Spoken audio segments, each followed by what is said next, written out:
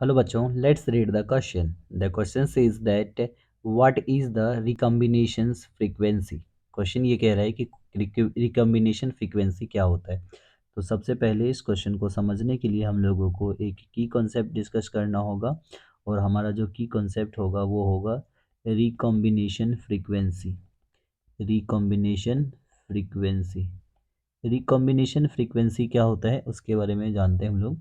ये क्या है, एक फ्रीक्वेंसी है। The frequency with a single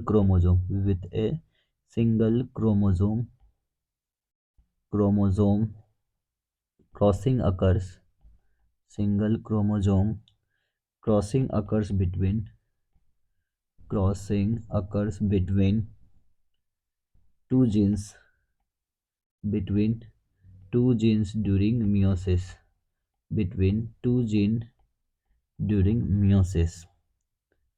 is known as recombination frequency। उसको हम लोग क्या बोलते हैं? रिकॉम्बिनेशन फ्रीक्वेंसी बोलते हैं। अगर हम लोग बात करें कि जो रिकॉम्बिनेंट फ्रीक्वेंसी होता है दो जिन का, मैक्सिमम 50% तक जा सकता है, और ये दो जिन के बीच जो रिकॉम्बिनेशन होता है वो 0 to 50% के बीच होता है। तो numerical value for the recombination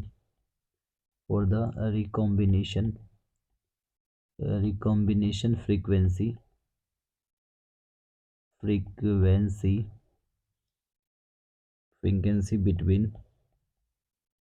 between any two gene in any organism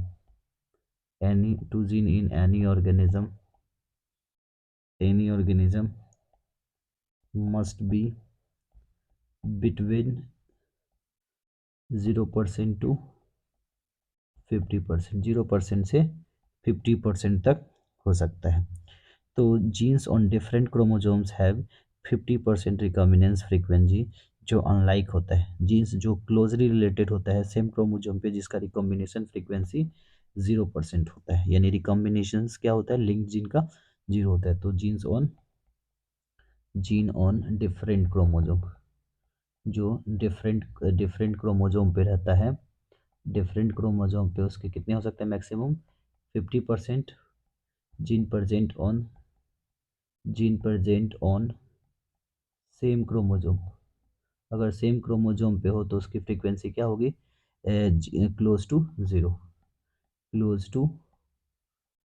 क्योंकि लिंक्ड जीन है तो क्रॉसिंग ओवर होगा नहीं, रिकॉम्बिनेशन होगा ही नहीं। Hope you understood it well. Best of luck.